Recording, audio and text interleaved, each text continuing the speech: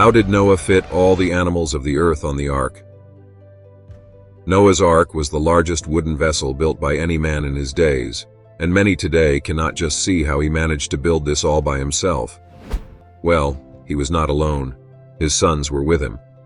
But this was just one ark against a dozen trillion species of animal, both great and small. So it probably could never have room enough to contain this multiplicity of animals, which in fact came in twos. Imagine the ark's corridors bustling with life, lions pacing, kangaroos hopping, and pandas munching bamboo. But how did Noah handle the incredible diversity within each kind? Did he really need to bring in every dog breed, or just a pair of canines that could eventually give rise to the entire dog family tree? I believe this question must have crossed your mind at one time or another, but rest assured that today's video will do justice to the answers you have sought. Keep watching. First things first, let's talk about the ark itself.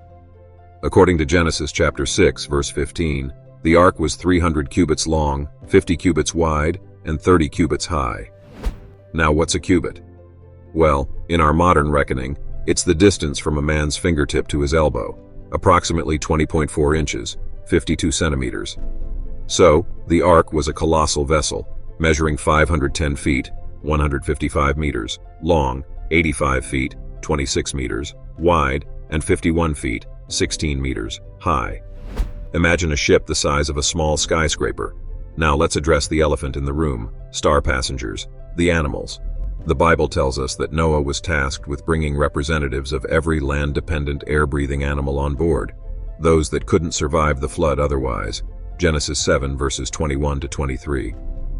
Noah didn't need to care for marine animals. They had their own aquatic party going on. And insects? Well, most of them could manage outside the ark, except perhaps delicate ones like butterflies and moths. The Bible specifies that Noah was to bring representatives of each land-dependent air-breathing animal. So, instead of cramming every individual species onto the ark, he focused on broader categories. For instance, one pair of each unclean animal, such as animals unsuitable for sacrifice. He also had to bring 7 pairs of each clean animal. These were the ones fit for offerings. Genesis chapter 7 verses 2 and 3. So how many species are we talking about? Skeptics have often raised their eyebrows when faced with this odd reality, but we can always empathize with them. After all, the animal kingdom boasts millions of species, right? But not quite. Let's break it down. As of the latest geographic statistics, there were fewer than 1.8 million documented species in the world. And guess what? Over 98% of those are fish, invertebrates, and non-animals, like plants and bacteria. So, regarding known land-dependent vertebrates, we're looking at fewer than 34,000 species today. It's not as overwhelming as you thought, right? But here's where it gets interesting. That text in Genesis indicates Noah cared for more animals than just the basic 2x2 setup. For instance, the Lord might have sent 7 pairs of clean animals, those suitable for sacrifice, and 7 pairs of all flying creatures, not just the clean ones. But let's be real, fitting all those animals on the ark seems like a logistical nightmare, even with these numbers. How did Noah manage it? How did he manage to gather so many animals onto a floating wooden vessel? It's a question that piques our curiosity and calls for exploration. But of course, it's important to note that Noah's Ark story isn't just about logistics, but faith and miracles. Let's continue. As always, let's answer that question by examining what the biblical account actually states.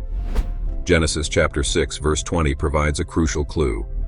Of the birds after their kinds, of animals after their kinds, and of every creeping thing of the earth, after its kind, 2 of every kind will come to you to keep them alive. This verse reveals a key concept.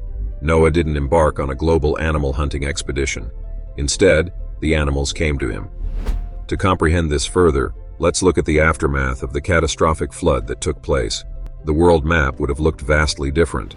Before the deluge, no distinct continents like Australia, Iceland, or Africa existed. In fact, according to Genesis 1 verse 9 and Psalms 104 verses 8 and 9, there might have been only one supercontinent at the beginning, a prelude to the diverse land masses we know today. And now, here's a follow-up question. How did the animals know the way to Noah's Ark? Or was it an issue of divine summons and homing instincts, as scholars suggest? According to the scriptures, it was an issue of divine call sent out by heaven.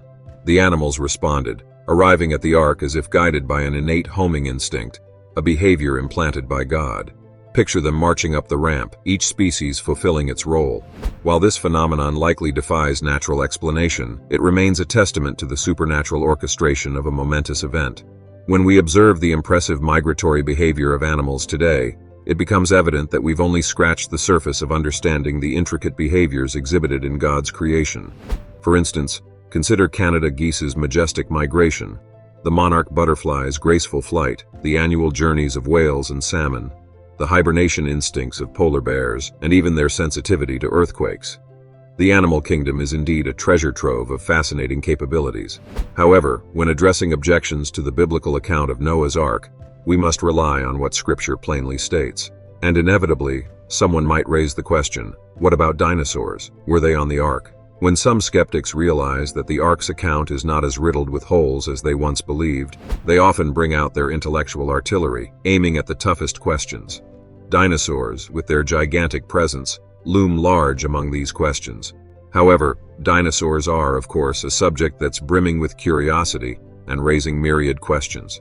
I can tell, even you are curious about this. Unfortunately, because of time constraints, today's video will not be delving much into dinosaurs and their existence during the flood era. But don't worry, we'll endeavor to nip at what must be discussed about them in the context of Noah's Ark.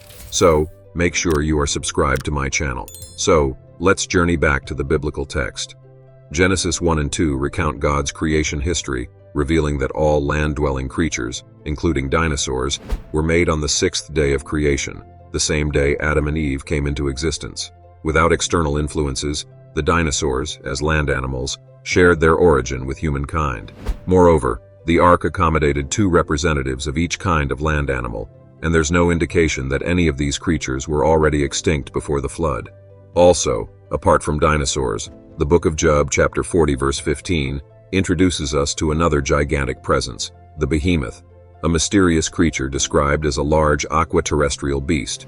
Job, who lived after the flood and the dispersal of animals from the Ark, encountered this enigmatic being. But what exactly was behemoth? Some suggest it could be related to a sauropod dinosaur, a smaller species among the mighty dinosaurs. If this is so, it means that the behemoth's close ancestors must have been on board the Ark during that momentous voyage. As we delve further into the fossil record, intriguing evidence continues to emerge. Archaeologists say many dinosaurs were trapped and fossilized in sedimentary rocks, layers of debris laid down during the Great Flood, and these flood sediments hold secrets of ancient times.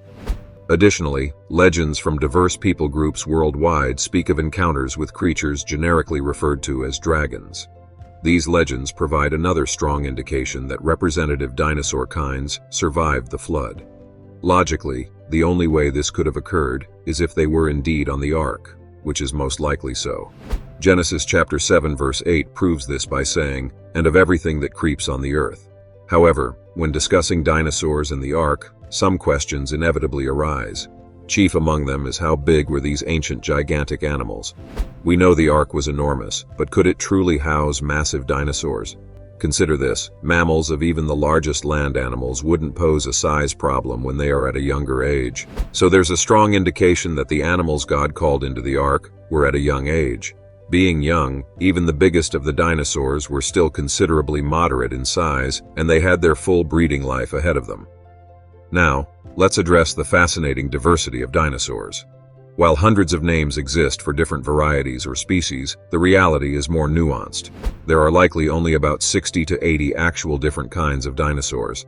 Think of them as categories, akin to how and what we see on TV. There were long-necked sauropods, with their extended necks and massive bodies. We had the spiky ones too. These were Stegosaurus, adorned with impressive plates and spikes. And then, we had the sharp-toothed ones with beaks and horns. These were carnivorous dinosaurs, each with its unique features. Similarly, if you consider today's dog breeds, you'll see we have Chihuahuas and Great Danes, Poodles, Pyrenees, and Canadian Eskimo dogs, all part of the same dog kind. Despite varying in shape and size, they share a common ancestry. In that same manner, the Ark housed representatives of each kind, allowing for the rich combination of life we see today. The Ark's massive size allowed for flexibility in arranging living quarters. Some scholars presume that the entire Ark experience was supernatural. Perhaps the animals were in a state of hibernation or suspended animation. Ultimately, it was a miracle, a divine intervention that defies our earthly calculations. Remember, Noah didn't need every species. He needed representatives. The Ark carried the potential for biodiversity, not every specific creature. From those representatives, the post-flood world could be repopulated. So, if you're still wondering about the issue of space for accommodation, remember that God is the one who gave the Ark's size and specifications to Noah. And God knew what would be just about the right size to house all the animals and their kinds in twos, because He is the master planner. And when God relayed this blueprint to Noah, He gave him mastery and technique to go about fitting them all into the Ark. So, my friend, whether you envision a Noah's Ark filled with orderly rows of animals or a chaotic, miraculous gathering, one thing is certain. Noah's Ark is a story that continues to capture our imaginations, challenges our rational minds, and invites us to embrace faith.